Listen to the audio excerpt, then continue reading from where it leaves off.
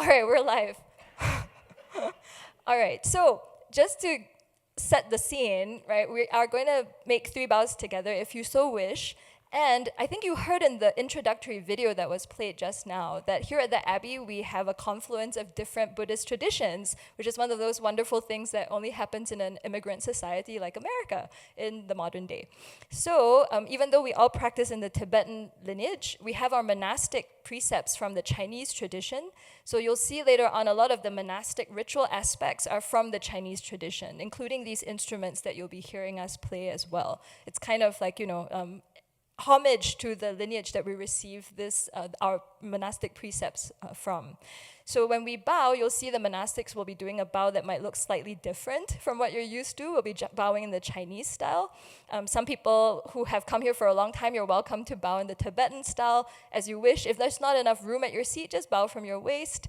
Right? So here we are just opening our hearts to the presence of all the Buddhas, Bodhisattvas, all the holy wise beings, and inviting them into this space to be with us for the very first time doing our Kathina here in the Buddha Hall. Yeah, so we can bring that sense of joy as we now turn and face the Buddhas, and you can make 3 bows if you wish. So that's the first bow.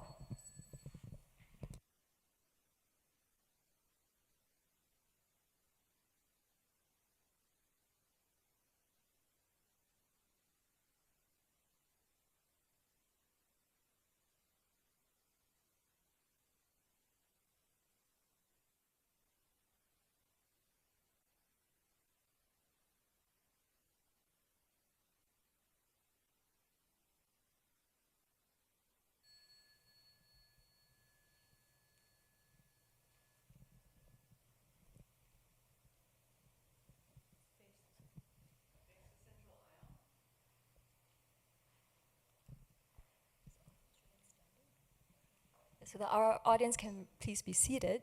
Our monastics will remain standing.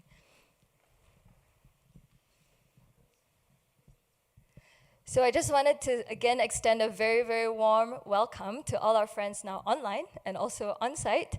Folks have been gathering here for some time, and the folks online don't know that we've all been kind of standing like this all morning, entering the Buddha Hall in awe. At least I have as well, just seeing all these people here.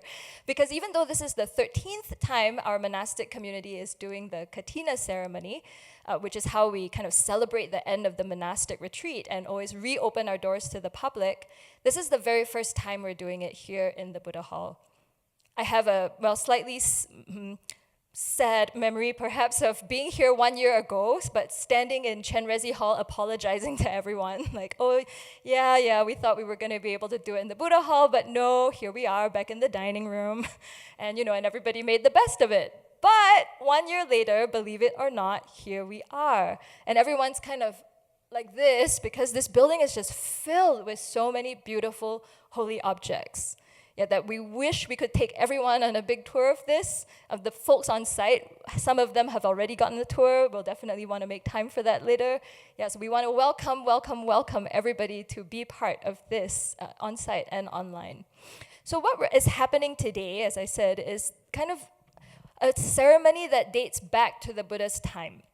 So in the Buddha's time, monastics did not begin by living in monasteries. The Buddha told the monastics to go out and travel by foot, and they received food from whoever was willing to donate, and they would offer teachings in return. And that was one way to kind of get all the teachings out into the world.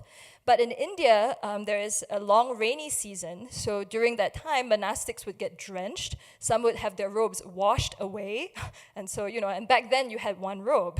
So it was a very difficult situation. And lay people would complain because these monastics were trampling through the fields during the rainy season and destroying a lot of the, killing animals, destroying the fields. So as a result, because of all these factors, the Buddha established that monastics would gather in one place where they would just be kind of sedentary for 3 months, focus on their practice in that way. But during that time, they wouldn't be going out and receiving food on alms and interacting with the lay people. So that was a big shift, I would think. So often at the end of those 3 months then, the monastics have been practicing sincerely. The lay people are like, where are they? We'd love to connect. So then they had this ceremony to kind of reconnect the two communities, where the monastics would receive offerings from the lay supporters of the requisites, which we have up here in abundance. And then, there would be kind of like a celebratory gathering. So that's kind of the background to the Kathina, and you'll hear more about that from our Abbess, Venerable Sangha Kadro, later on. So now, 2,600 years later, we get to do this here in America. This ceremony actually is mainly done in the Theravada countries, Theravada Buddhist countries. It's kind of died out in some Buddhist countries. So we are just so honored to be able to revive that as we are trying to root Buddhism here in a new place. So the ceremony you'll be part of is a bit of a hybrid between different traditions. But the point is to just celebrate this relationship we have with each other, and also to express our deep gratitude, because as you know, the Abbey does not charge for anyone to come here and practice or for any of the teachings. So we're only able to survive because of you. We were only able to do retreat because of many, many of you who brought food up, who practiced together with us. And for that, we are just so incredibly grateful. So it feels like such a small thing that we can do to just open our door for a couple of hours for you to be part of this. But please know that our hearts are just so filled with our gratitude for your presence. So I think I've explained to the folks on site, but briefly, after this, there will be a procession that you'll get to see from many different angles online. And then also there will be a formal monastic ritual. And then after that, some thanking of all our friends and everything you've contributed. So with that, I gladly hand things over to our chant leader to begin the formal monastic aspect of the ceremony. We've done our bows, so if Venerable Pelge will take the banner, we'll ask all of our guests to come up and take one representation of an offering and follow her as she makes her way to the front door and out the door to circumambulate the building.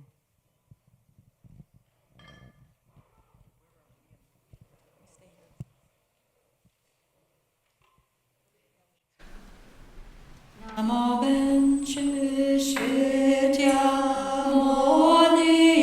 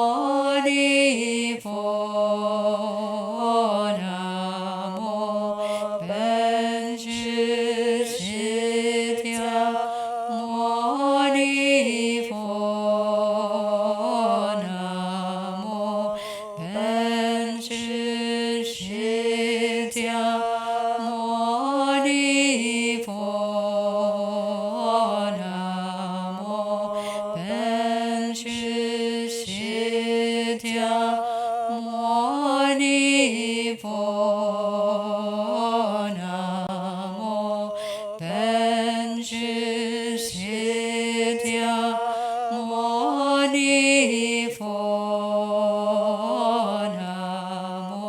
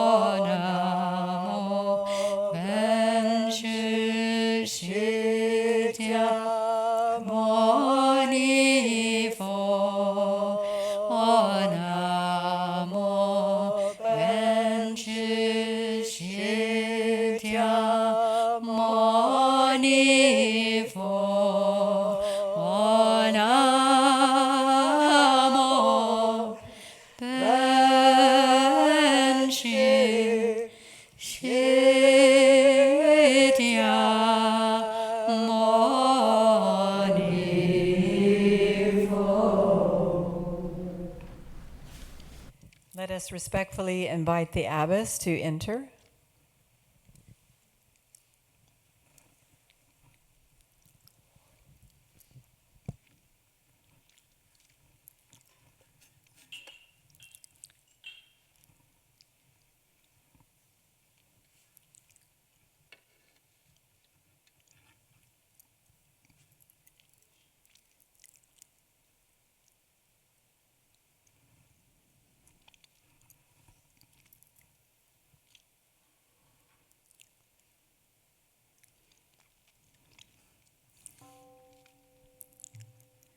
When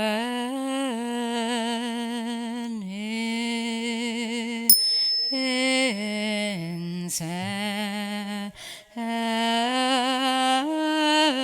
in the urn is heated,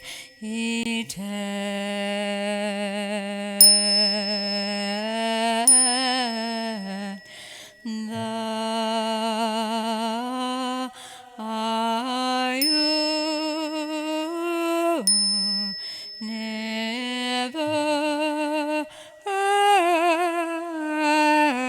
is perfume.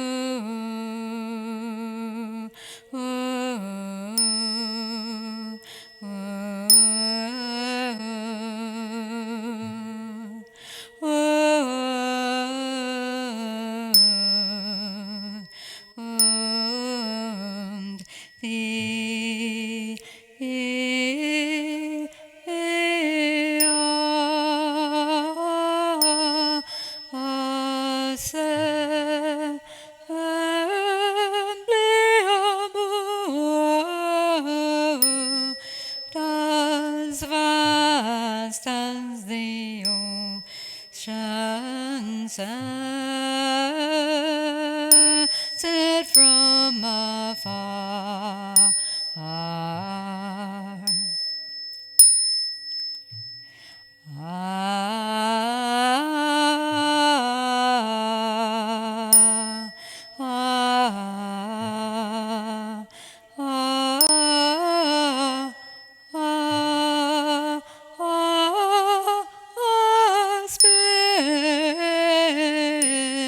Spacious clouds form everywhere.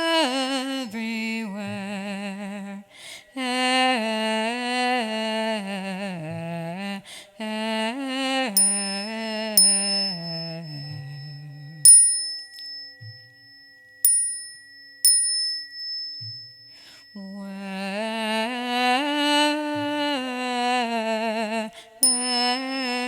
sincere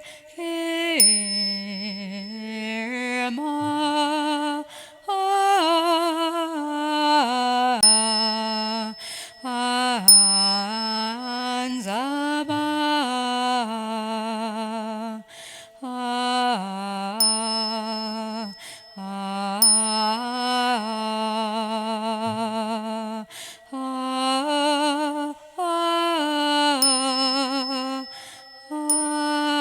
And the entire body's does all appear.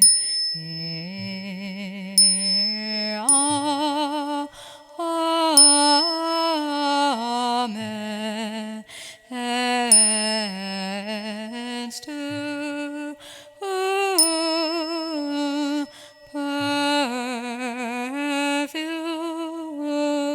cloud canopy bodhisattva. Amidst to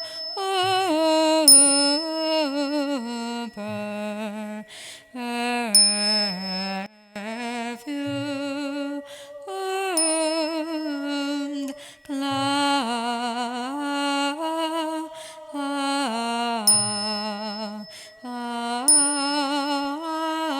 canopy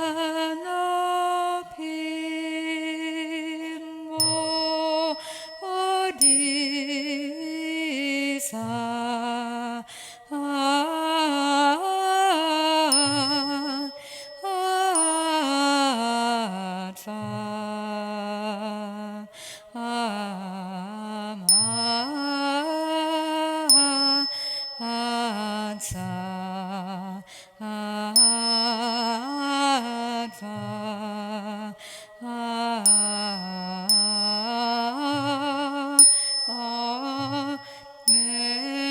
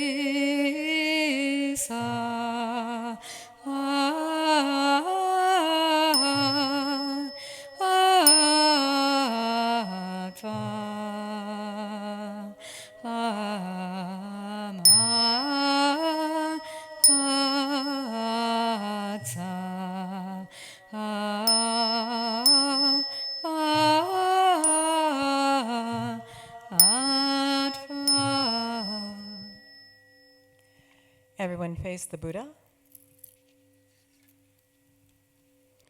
We'll make 3 bows and a half bow to Buddha Shakyamuni.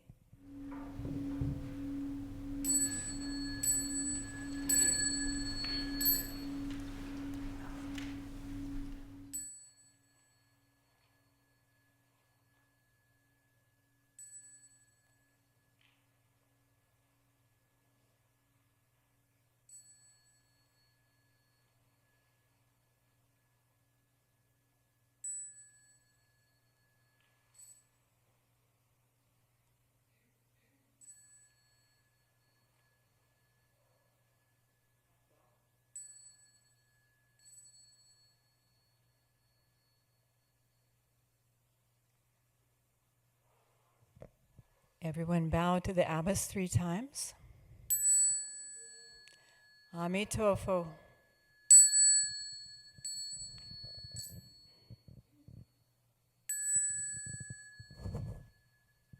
Half bow.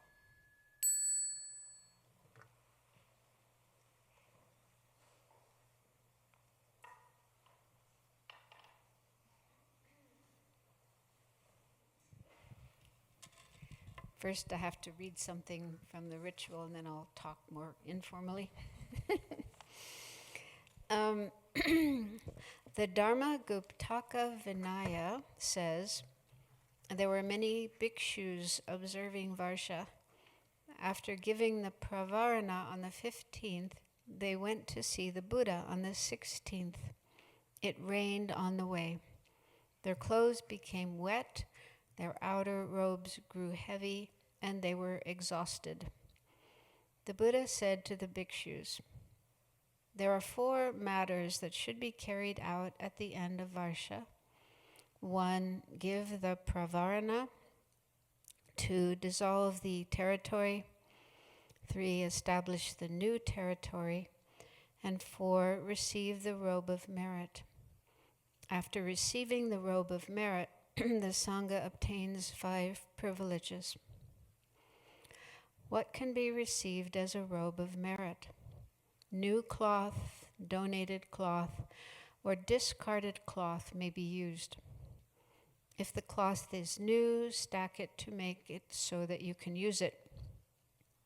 If it is not new, it may be accepted after it is washed. Then make it so that you can use it.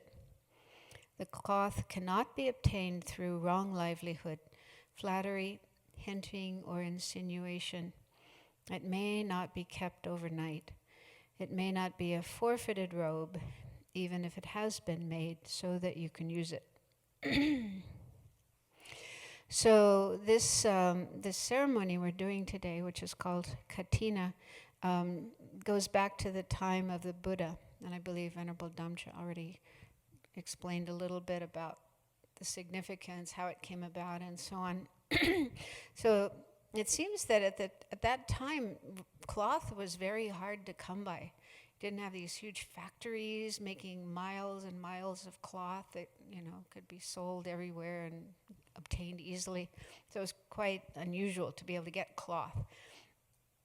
And so on this occasion, the monks' robes got sort of damaged in the rain during the monsoon. And the Buddha said, they could get new robes after Varsha. So this tradition started, or this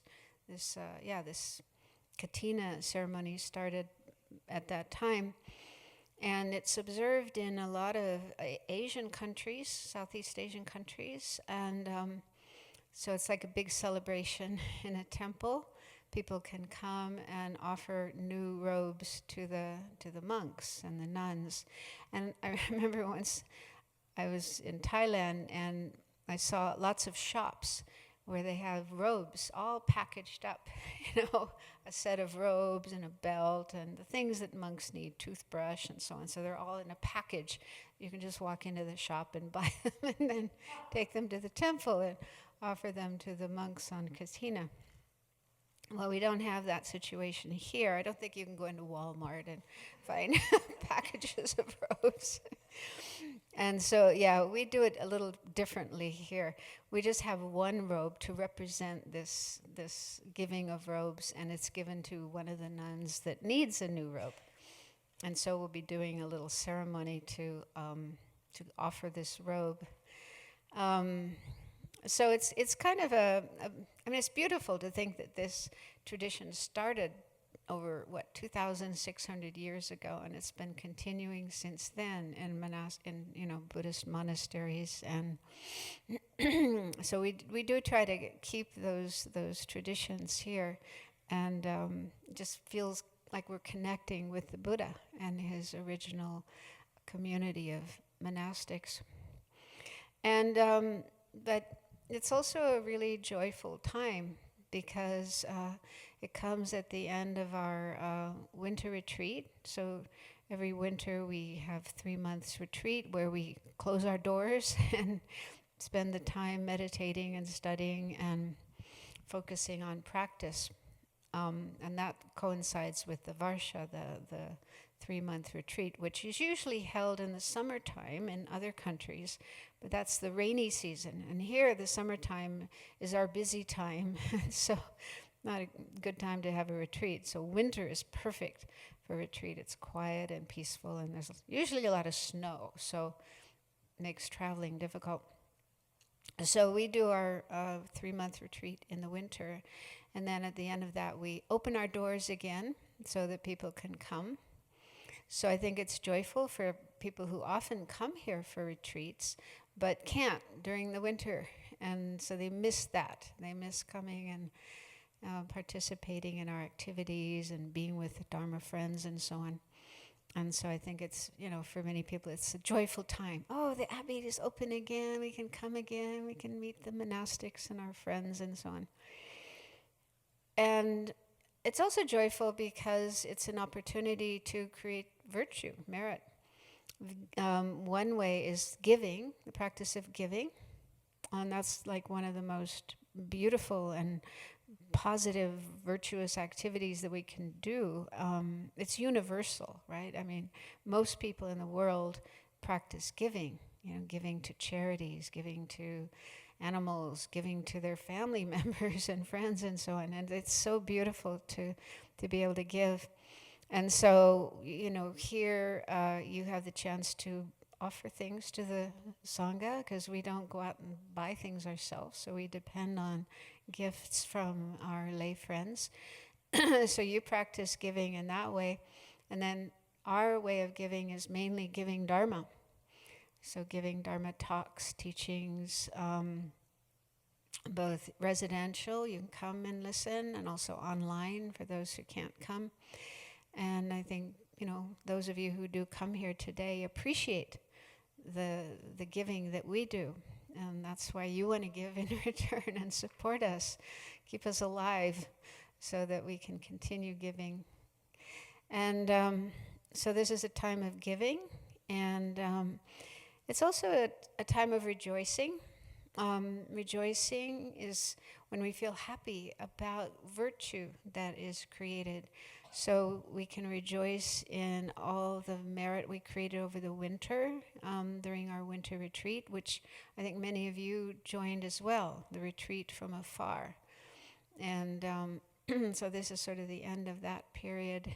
And during the winter retreat, this winter we mainly did the practice of white Tara, which is really beautiful. And also the meditations on the 4 immeasurable thoughts: loving kindness, compassion, joy, equanimity. So over the winter, everyone did meditations on those beautiful topics, beautiful states of mind. And, that's so good for us to do those practices, but also good for the world. The world really needs those qualities right now.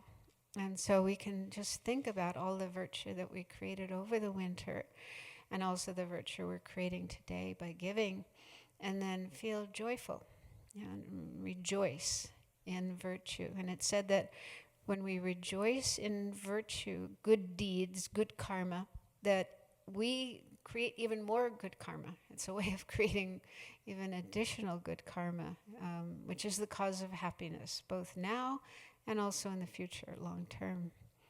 So that's another thing that we do on this occasion, rejoicing.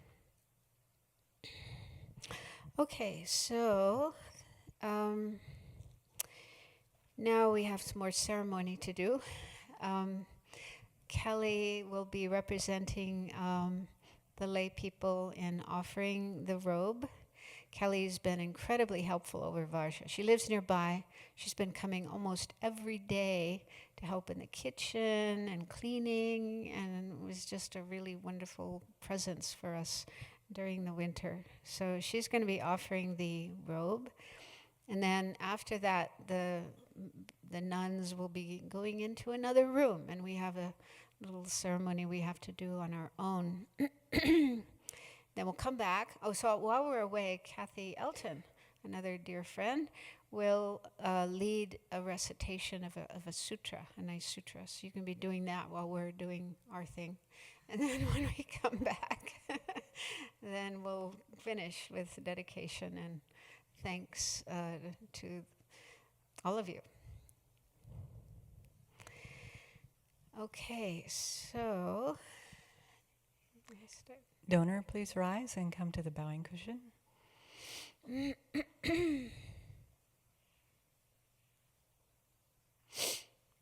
Bow to the Buddha 3 times.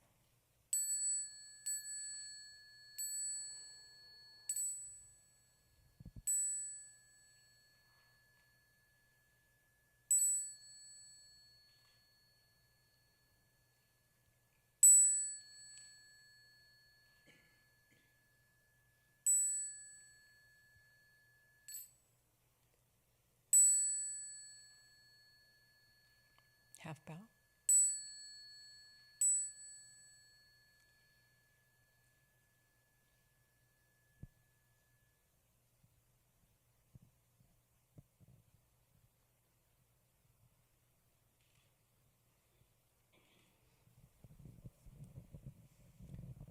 I will bow to the abbess 3 times. 1 bow.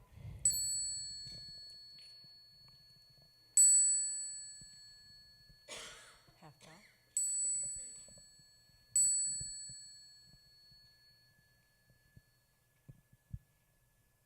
Kneel and offer the robe. Venerables, we present this robe together with other requisites to the sangha. Venerables, please accept this robe and the other requisites from us for our long-lasting welfare and happiness.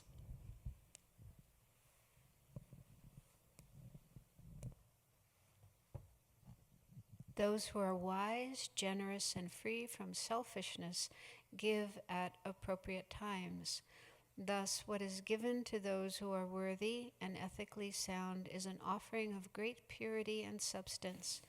Those who likewise show appreciation or perform acts of service equally make offerings, and they also share in this merit.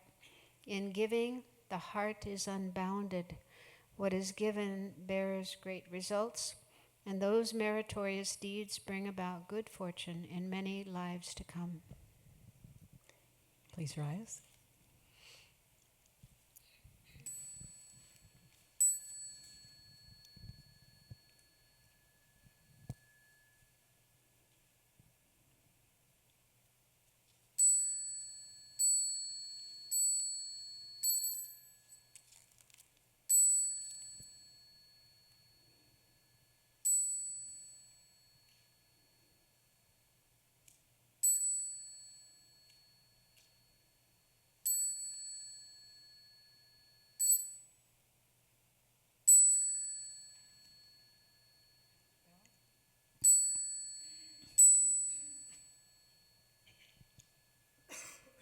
Everyone, please rise. And the bhikshunis will now proceed in ordination order to the pasada room with your varsa books. Namo ben shishitya moni fo. Namo ben shishitya moni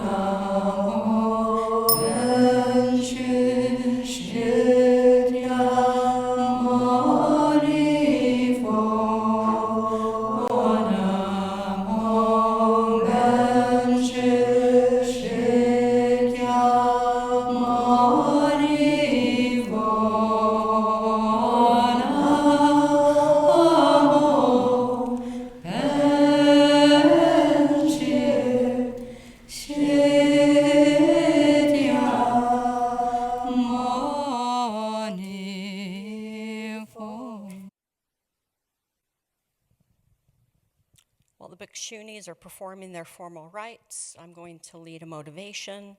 We will recite the Overflowing Merit Sutra together and reflect on a few points. So as it's been talked about several times already, today is a day of rejoicing. It's rejoicing in community and reconnecting with the monastic community at the end of their range retreats, also known as the snow retreat up here. Today is a day where the lay community gathers around the monastics and helps them to replenish their stores. It's a day we are reminded of the generosity that the lay community offers to the monastics and the generosity the monastics offer to the lay community. Monastics serve as role models for us lay practitioners. Sravasti Abbey is a community intent on living ethically, living simply, and taking care of the earth. The monastics offer teachings of the Dharma, and lay practitioners appreciate and support the monastics so they can preserve the Buddhist teachings, to understand them, and then pass that knowledge on to us as the lay community. Lay practitioners have the opportunity to learn the Dharma from qualified teachers, may take the 5 precepts, or as many of the precepts as you would like, so that we can also live an ethical life. The synergy between the lay community and the monastic community increases ethical conduct in the world. We rejoice in our own and others' ethical conduct and praise those who live in ethical conduct. By doing this, we actively contribute to peace in this world and create the causes for full awakening. In the sutra called the Overflowing Merit, the Buddha spoke about the advantages of the five lay precepts, as well as taking refuge. So we'll now recite together the Overflowing Merit Sutra. It should be up on the screen. Mendicants, there are these 8 kinds of overflowing merit. Overflowing goodness, they nurture happiness and are conducive to good rebirths. Ripening in happiness and leading to good rebirths. They lead to what is likable, desirable, agreeable, to the welfare and happiness. What 8? First, a noble disciple has gone for refuge to the Buddha. This is the first kind of overflowing merit, overflowing goodness. This nurtures happiness and is conducive to good rebirths, ripening in happiness and leading to good rebirths. This leads to what is likable, desirable, agreeable, to welfare and happiness. Furthermore, a noble disciple has gone for refuge to the teachings. This is the second kind of overflowing merit, overflowing goodness. This nurtures happiness and is conducive to good rebirths, ripening in happiness and leading to good rebirths. This look to what is likable, desirable, agreeable, to welfare and happiness. Furthermore, a noble disciple has gone for refuge to the sangha. This is the third kind of overflowing merit, overflowing goodness. This nurtures happiness and is conducive to good rebirths, ripening in happiness and leading to good rebirths. This leads to what is likable, desirable, agreeable, to welfare and happiness. Mendicants, these 5 gifts are great, primordial, long-standing, traditional, and ancient. They are uncorrupted as they have been since the beginning. They are not being corrupted now, nor will they be. Sensible ascetics and Brahmins do not look down on them. What 5? First, a noble discipline gives up killing living creatures. By so doing, they give to countless sentient beings the gift of freedom from fear, enmity, and ill will. And they themselves also enjoy unlimited freedom from enmity and ill will. This is the first gift that is a great offering, primordial, long-standing, traditional, and ancient. It is uncorrupted as it has been since the beginning. It is not being corrupted now, nor will it be. Sensible ascetics and Brahmins don't look down on it. This is the fourth kind of overflowing merit, overflowing goodness. This nurtures happiness and is conducive to good rebirths, ripening in happiness and leading to good rebirths. This leads to what is likable, desirable, agreeable, to welfare and happiness. Furthermore, a noble disciple gives up stealing. By doing so, they give to countless sentient beings the gift of freedom from fear, enmity, and ill will. And they themselves also enjoy unlimited freedom from fear, enmity, and ill will. This is the second gift that is a great offering, primordial, long-standing, traditional, and ancient. It is uncorrupted as it has been since the beginning. It is not being corrupted now, nor will it be. Sensible ascetics and Brahmins don't look down on it. This is the fifth kind of overflowing merit, overflowing goodness. This nurtures happiness and is conducive to good rebirths, ripening in happiness and leading to good rebirths. This leads to what is likable, desirable, agreeable, to welfare and happiness. Furthermore, a noble disciple gives up sexual misconduct. By so doing, they give to countless sentient beings the gift of freedom from fear, enmity, and ill will. And they themselves also enjoy unlimited freedom from fear, enmity, and ill will. This is the third gift that is a great offering, primordial, long-standing, traditional, and ancient. It is uncorrupted as it has been since the beginning. It is not being corrupted now, nor will it be. Sensible ascetics and Brahmins don't look down on it. This is the sixth kind of overflowing merit, overflowing goodness. This nurtures happiness and is conducive to good rebirths, ripening in happiness and leading to good rebirths. This leads to what is likable, desirable, agreeable, to welfare and happiness. Furthermore, a noble disciple gives up lying. By so doing, they give to countless sentient beings the gift of freedom from fear, enmity, and ill will. And they themselves also enjoy unlimited freedom from fear, enmity, and ill will. This is the fourth gift that is a great offering, primordial, long-standing, traditional, and ancient.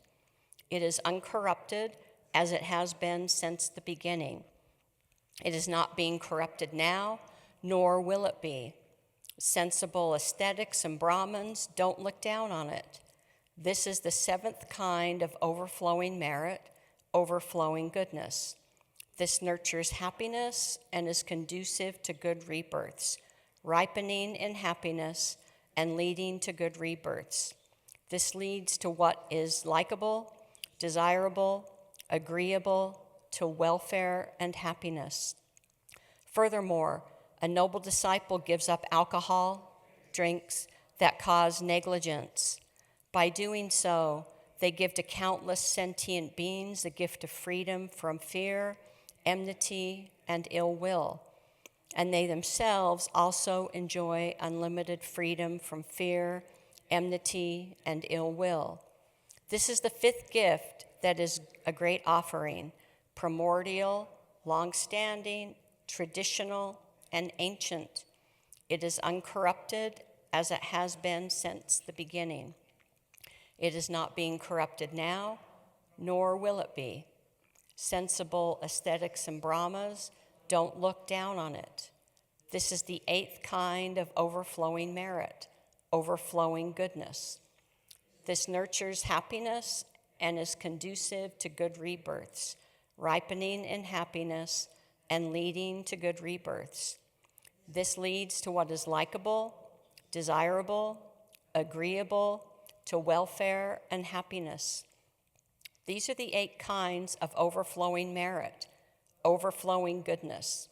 They nurture happiness and are conducive to good rebirths, ripening in happiness and leading to good rebirths. They lead what is likable, desirable, agreeable, to welfare and happiness.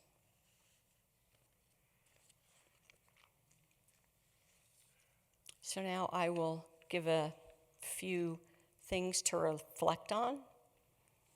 So first, let's reflect on how your study of the Dharma is enhanced by learning in a community that strives to live ethically. How is your study of the Dharma enhanced by learning in a community that strives to live ethically?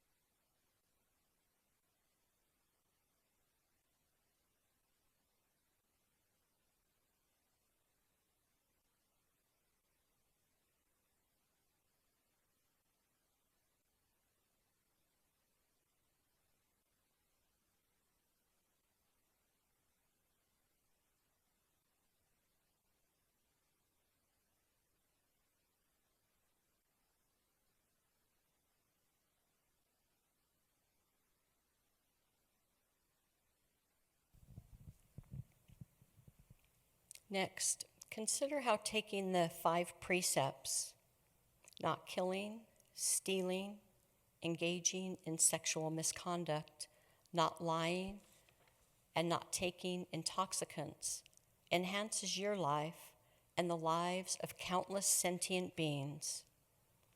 Consider how taking the 5 precepts enhances your life and the lives of countless sentient beings.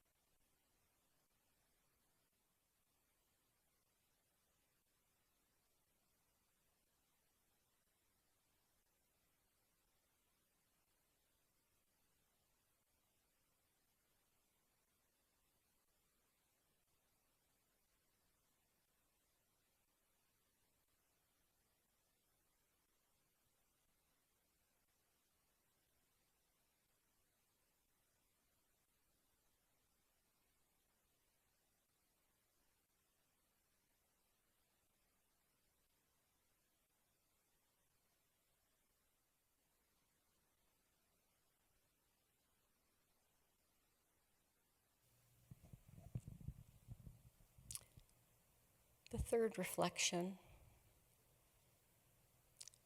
This is a big one, so stretch your mind as much as you can.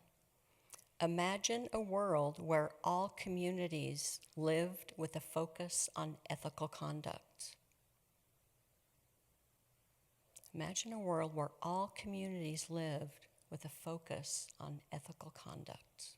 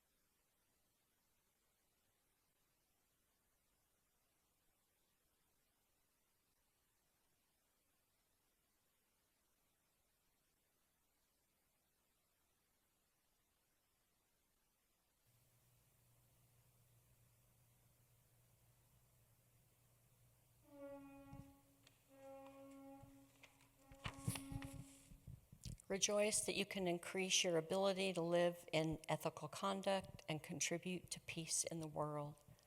We will now rise and wait for the bhikshunis to return.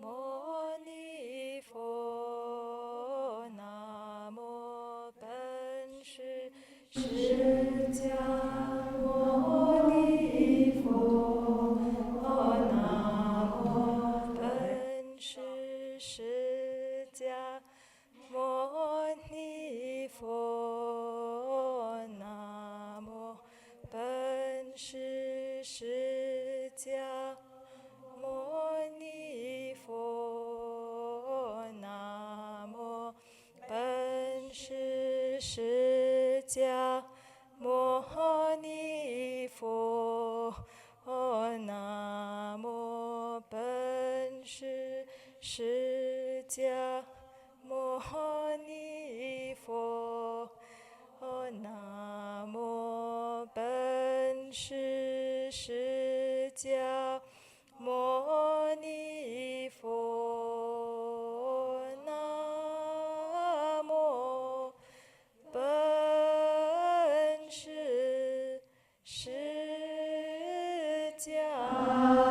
Face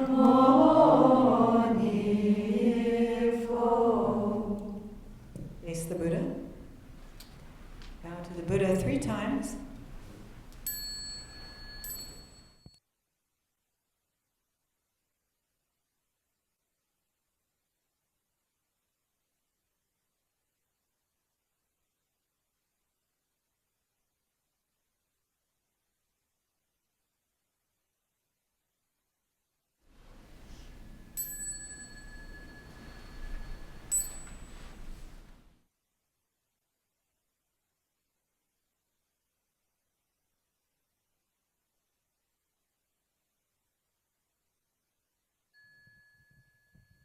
In gratitude, bow to the abbess 3 times.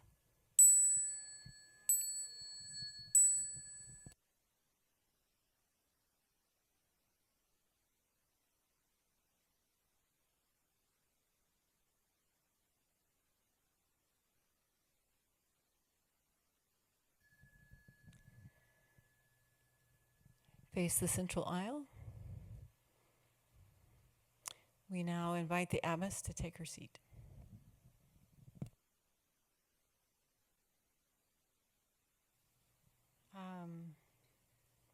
Yes.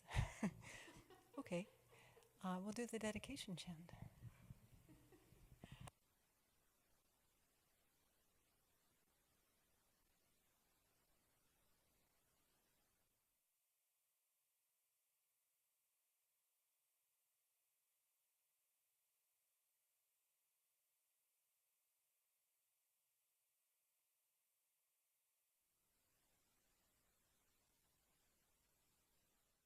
If the robe is a virtuous wonderful deed,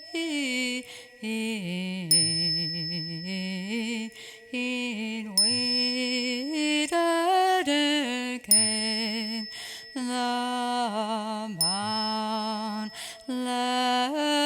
magnificence and merit.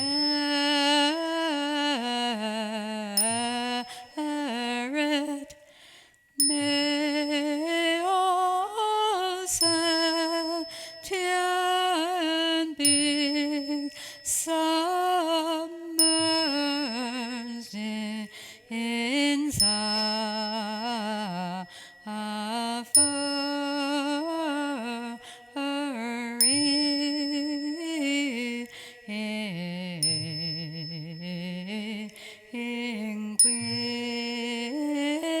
quickly go to the land of the Buddha of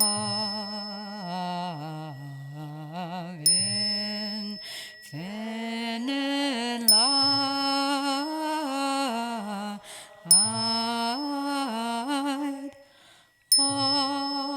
Homage to all Buddhas in 10 directions and 3 times to all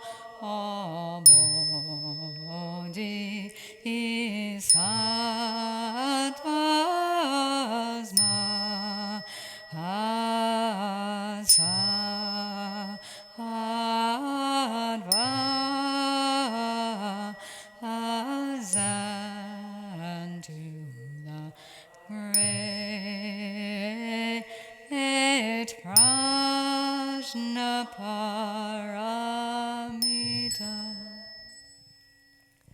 Now, in gratitude, we'll face the Buddha and bow to the abbess once. 3 times.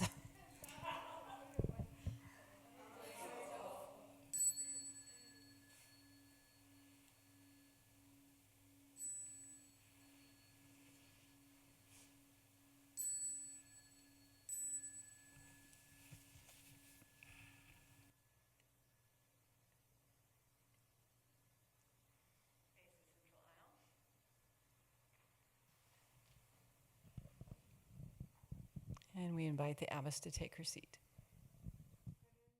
So that concludes the kind of maybe formal aspect of today's rituals. And as we are preparing to transition to the part that's coming from our heart, thanking everyone, I realized I forgot to explain some really important things. So maybe because there are a lot of people who've actually been here for previous Kathinas, we can do a quick pop quiz. So I can't promise any prizes, but so number one, what in the world does a moose have to do with this? Anybody know? Does the moose himself know? Yeah. Okay, it's a moose because there are no elephants. Clearly that's logical. Maybe moose bearer, you want to tell us why there's a moose? All I know is that there was an elephant involved and we have no elephants. That's what I know. Oh no! Anyhow, this is a bit of like a hybrid celebration, ritual that we've put together. But what we understand is that, and often in Southeast Asian countries, there's a long procession that's led by an elephant in Thailand. Kuni, is that true? Maybe that's what we've heard, okay? So it's part of that celebration. So we thought to adapt it by inviting a local animal. And a moose would be difficult to actually bring here. So every year we have a symbolic moose placard, yes, that a kind local friend carries. So if you want to be the moose next year, let us know. We're more than happy to train you a year ahead. So that's number one. Number two, while doing the procession, people were chanting Namo Ben Shi Shi Jia Mo Ni Fo, which is a Chinese chant. What does that mean? Anybody know? Kelly knows? I know Margaret knows. No? I think it means homage to our teacher Shakyamuni Buddha. Yes, thank you very much. Yeah, that's what it means. Yeah, homage to our fundamental teacher Shakyamuni Buddha. And then most bizarrely, every time you're asked to bow 3 times and the abbess says, out of humility, right? She'll say, bow once to the Buddha. Not like, yeah, bow to me, right? Then everybody just says, Amituofo. Like, what is going on? Any idea? Margaret? There's a microphone. I think it's a reference to Amitabha Buddha. Right, yeah. And why are we saying it there? Amitabha Buddha is associated with the Pure Land, as I recall. Is that right? Yeah, kind of. I think in that situation, it's kind of like expressing our gratitude to the abbess for her compassion, right? We didn't have to bow 3 times. We're like, thank you. Yeah.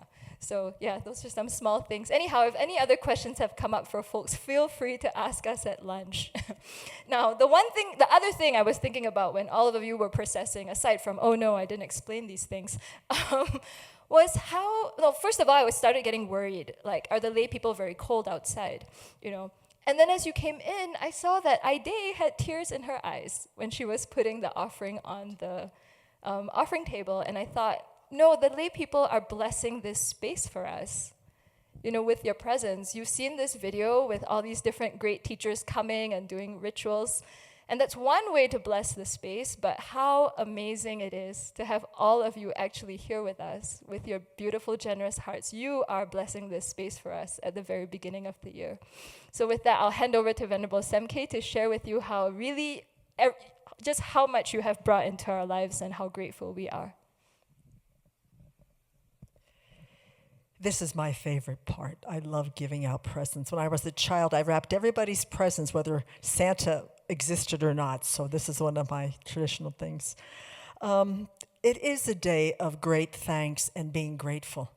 And, as Venerable Damcho has said, and even Venerable Sangha Kagyo has said, that 2,600 years ago, when the Buddha would share his teachings all over northern India, he had no expectations of any type of recompense, give me some stuff for my teachings, for my wisdom, for my compassion. But because so many people were inspired, they ended up not only supporting him with requisites, food, clothing, shelter, and medicine, but after 45 years, we're talking thousands of monastics, folks. And because of the gratitude and this reciprocity between the laity and the monastics, the monastics and the Buddha continued to teach for many, well, now 2,600 years later. So when Venerable founded the Abbey, because the Buddha wanted everybody to have the Dharma. He didn't want to have wealth get in the way, circumstances get in the way. He wanted the Dharma to be freely given. And so when Venerable set up this Abbey, she wanted to continue that spiritual ethos here. She did not want it just to be for the wealthy, those who had, and those who didn't have. It's too bad. So she kept that commitment over the past 23 years on offering the Dharma freely. But to be able to offer the Dharma freely, 23 monastics cannot do this by themselves. There are literally hundreds, if not thousands, of people around the world over the past 23 years that have tried to support fulfilling the Abbey's two great visions. First, to establish a flourishing monastic community in the West, and second, to deeply root the Buddha's teachings firmly in the West. And we couldn't do this without you. So today I get the opportunity to personally thank some of you, and also to share that out in the world, on this planet Earth, there are people who support this Abbey and its vision numerous times a week, a month, a year. And I want to share some of that with you so you can get an idea how big this whole vision has spread over the years and how much we are very much a dependent arising. So the first thing is that we have online courses, because a lot of folks are never going to come here. So we have the Sravasti Abbey Friends Education. It's an online course of all the Buddhist teachings, from the basic understandings all the way up to the very, very beautiful, profound teachings. And over the course of that, we have facilitators, people who are sort of like cheerleaders, encouragers, guides, facilitators. This year we have over 330 people online doing these 13 courses. And there's only so many of us to facilitate, so we have another 17 lay facilitators for the SAFE course who have got themselves through course 1, course 2, course 3, all the way up to where they are well enough established in their practice. Course 9, by the time they get to course 9, they've got some good self-confidence under their belt and they can start to facilitate. So that is one of the great things that folks do out there in the world that we don't see physically here. The second one is the tuptenchildren.org. I don't know, folks, if you haven't checked out this website, you are missing a remarkable treasure trove of the Dharma. And this whole website, there's a whole bunch of folks. We've got, well, Venerable Damcho's the director, but there are people behind the scenes on this website that are doing putting on the content, the videos, the audio, making sure that the links work, that the transcriptions are working, photos, events, calendars. They're out in the world somewhere. They're not even in this country, some of them. And they're connect with Venerable Damcho through Zoom, make sure that everything is working, nothing's crashing, which does tend to do sometimes. We've got folks to help us with that. Then we have, as we've heard today, retreat from afar, which folks who don't come here to do winter retreat with us for that first month, they can connect with us for 3 months to do similar practices. They have study material to do, and they also have a daily online meditation group led by lay practitioners. Kathy Elchin started this years ago. It has now taken off on its own. It doesn't even need us for the winter. They can just run this all by themselves. It's so wonderful. So anyway, Retreat from Afar lay practitioners group, and we help contribute during the rest of the year on Saturdays. On Saturdays, we do it once a week. Then we've got folks who transcribe and proofread for publication. So all the books that come out, whether it's the Library of Wisdom Compassion or the Venerable Children's other books, we need people to proofread these things. We need people to transcribe teachings that will then get translated into books. And so there's a whole group of folks that just transcribe and proofread the publications that come out of here. Then on a more individual level is Leah Kosick. She has been our accountant for 23 years.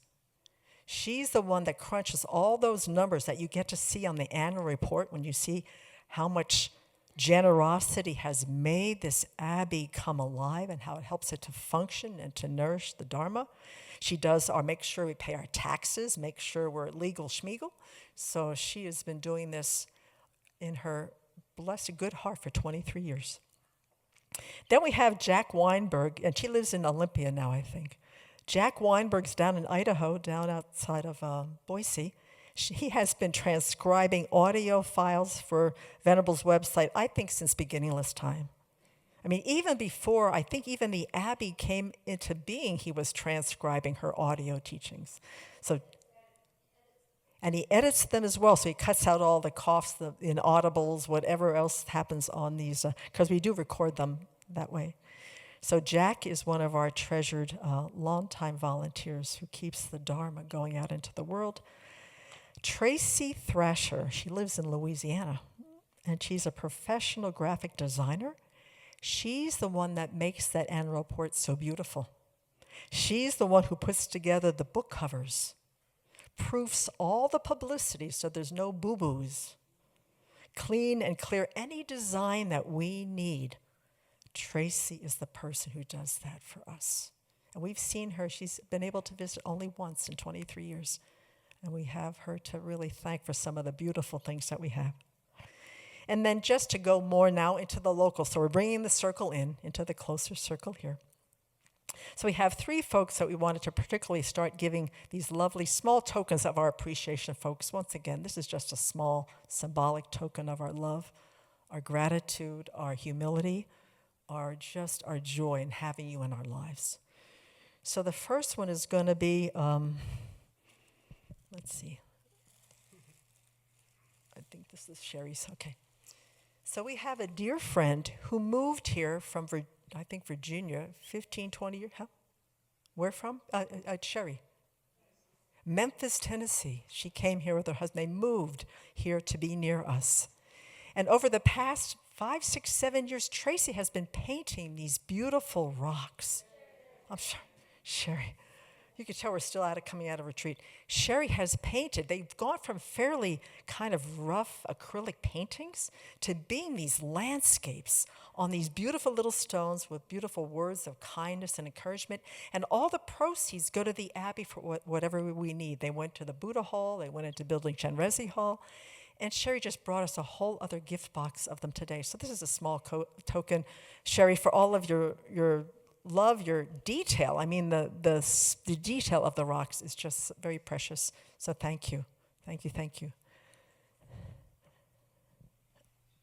Let's see. Now, we heard about Kelly. We haven't known Kelly very long. She also kind of moved here to be near us. She comes here during the winter retreat. She takes care of helps the cook a few times a week. And then she disappears. We find out that she's swept the decks, she's vacuumed the floors, and we're like doing other things. She's just kind of all over the place, but we don't ever see her except when she's in the kitchen. And so Kelly's unbelievable, joyous effort, because this is a big space, and Kelly comes a few days a week, gives her joyous effort. So we really want to acknowledge her consistency, and she's going to continue doing this. She has said committed to for the rest of the time, and her brother Bruce is now with us too, so we're really excited about that. Let's see. All right, well, I'm going to have to go with it. We have lots of these folks because we love you all. Let's see. We're going to just go one by one here. I was hoping to get Tracy's. Okay, this is going for our dear Margaret and Alan, who live in Spokane. They host us. So sometimes us old nuns have to go into the hospital, but we have to get into Spokane early because our surgery's early, so we get to stay with Margaret and Alan. So we have a little gift. They're one of our host families and also hosted us when we had the fire evacuation 3 years ago. Margaret and Alan Goglia.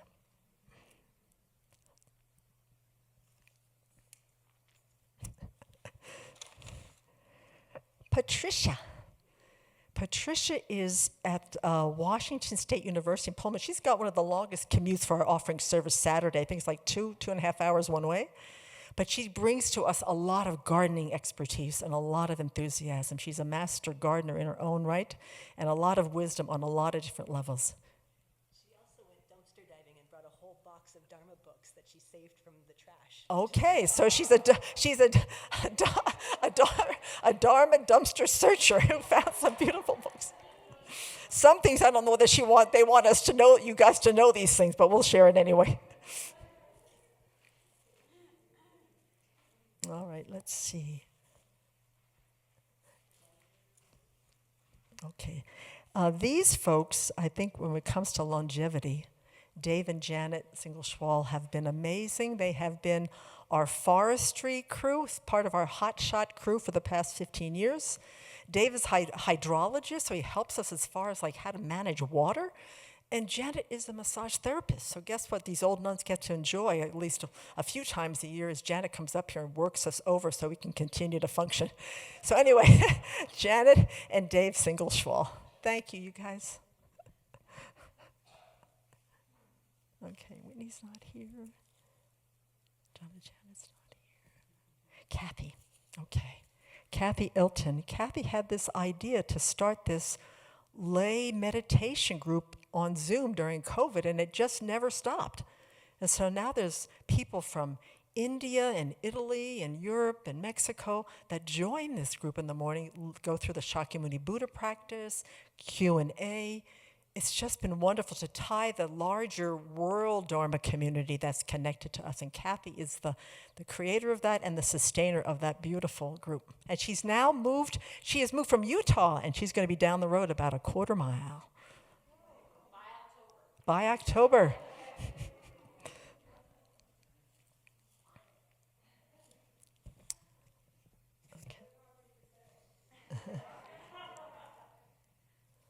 Okay. These are for Kim and Mary. We have something for Mary as well. Kim's been coming here for offering service. She does great mantra rolling. She does stuff she helped during the Vinaya course. We were feeding a lot of people. She came up to help cook and to kind of take care of things. And her partner, Mary, is a landscaper, so she's going to help us landscape the Buddha Hall. She's got some great ideas. So thank you, Kim. All right.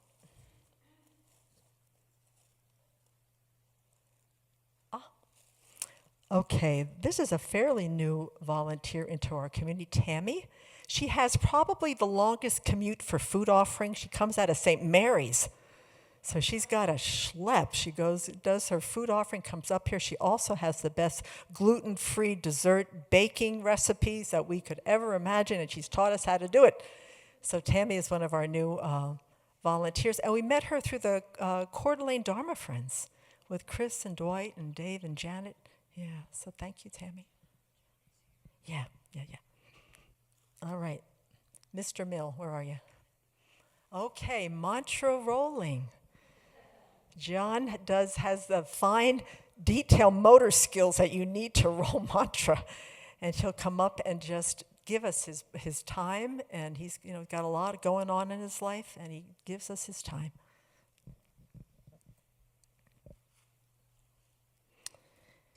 Heidi and Spencer.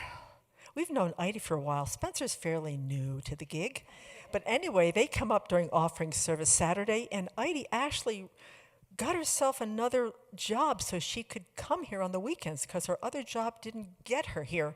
So she took the risk, and she found a job that gives her more flexibility so we can see her more than once a year. So Heidi and Spencer.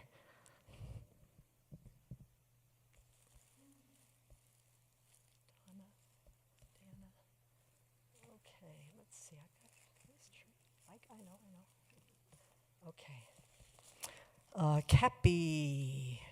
Cappy's also one of our host families that in case we have anybody who needs to go into surgery the next day, comes and hangs out with Cappy. She's also one of our fire evacuation host families.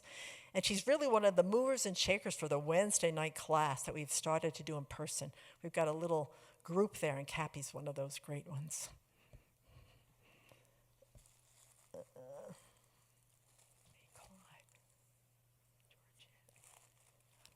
Where's Tracy's? Okay, we're going to keep moving along here. Kuni Kalatin. In case you don't know, Kuni Thai Cuisine, the best Thai restaurant in Spokane. She in Washington State. Catherine is validating. Who lives in Seattle knows best. Kuni, and for some of our holy days, we have folks in Singapore who want to make a food offering. And so Kuni brings up the food, and the offering is shared because they sponsor it, and she does the cooking. So we get to eat like princes and princesses a few times a year. And then she comes up, and we try to keep her out of the kitchen, but sometimes we can't do that. And sometimes she comes and offers service, and we even get her to do some retreat. She kind of leaves the restaurant, disappears for a few days, and comes up and spends time with us.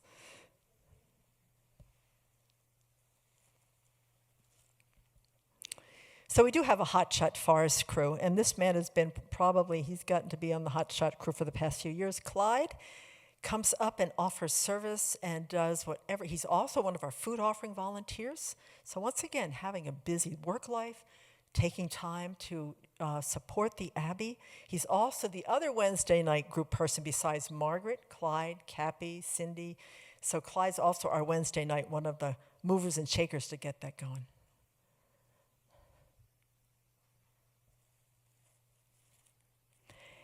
And then, you know that robe that we had today that was offered to Venerable Sultram? Georgette is here, our dear lay seamstress who made that robe for Venerable Sultram. She's also made these beautiful Chinese jackets so we all look like we belong together, the sangha, that we're not wearing all kinds of odds and ends. So Georgette also has made all of our beautiful jackets, our Anagarika outfits, the curtains in our altars. Yeah, she's just great.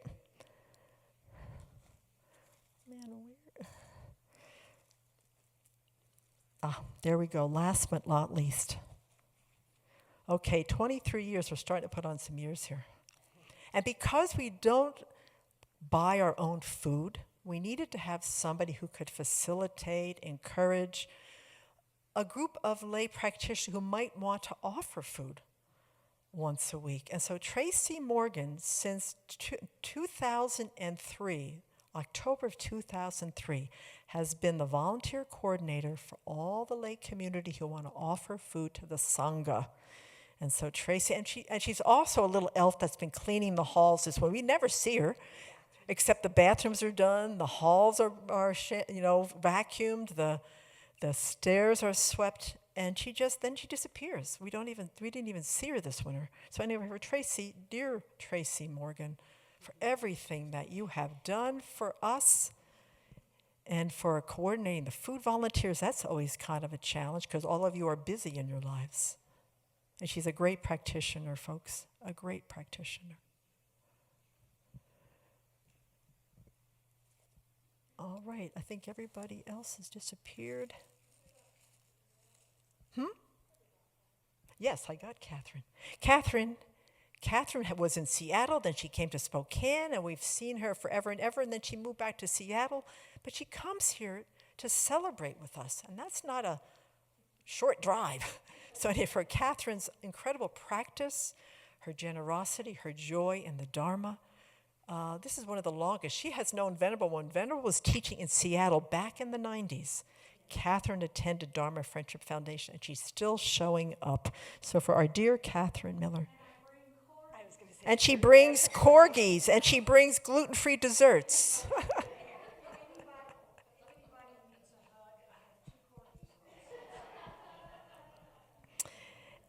And also a little aside, we haven't gotten to see them this year, but once again, two beautiful people who moved here from Virginia, I think it was. Dan, Megan, where did you move from?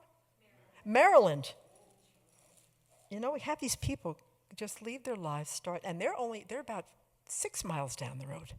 And life has been a little bit of an up and down since they moved here last year, but seeing them today is a wonderful, hopefully get to see you more, but they did some offering service last year, and so we want to thank you and really happy to see your faces again. All right, I think that covers everybody. I don't know if I have enough cups. I have a few mugs, yes. So folks who we might be meeting you for the first time, I do have some little parting gifts. Let's see if they can, we're going to be like the loaves and fish. We're going to see if we have as many cups as there are new friends. All right. Just distribute them.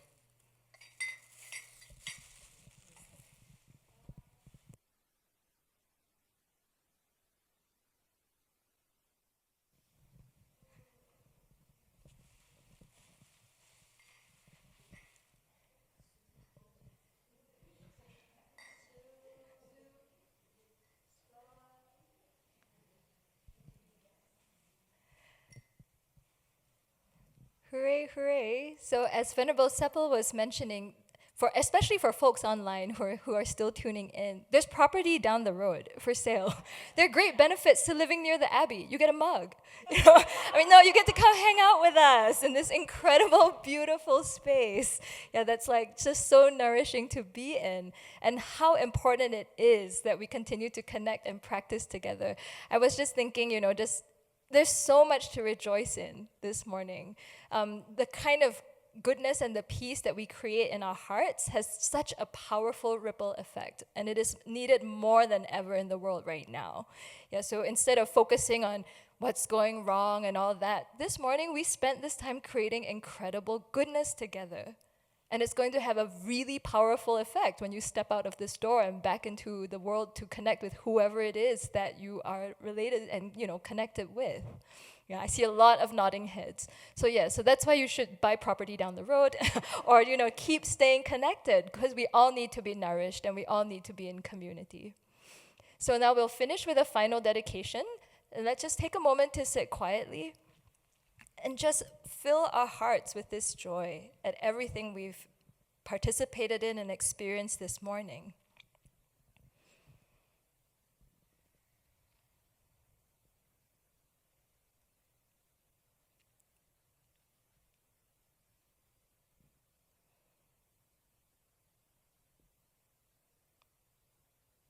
And we can imagine all this goodness as brilliant light going out from our hearts, going out to all the beings that we know are in need of some positive energy, to places in the world where such a gathering would not be possible, where it's not even safe perhaps to meet people.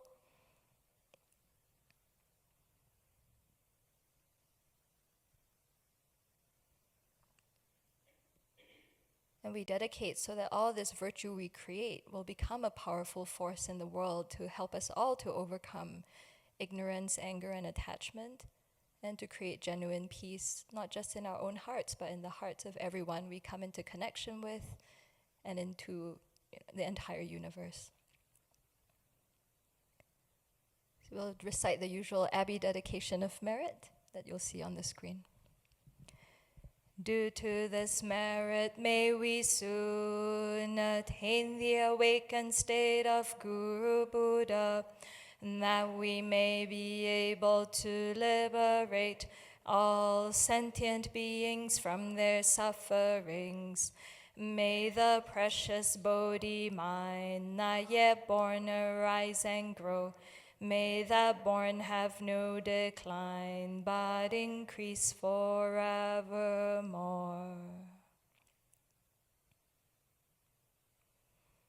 So that marks the end of our formal online program. All our friends online know that our doors are open. Please look at the website for all the events coming up. You can join them in person or online, as you have heard. So yeah, welcome, welcome. Come to the Buddha Hall and practice together with us.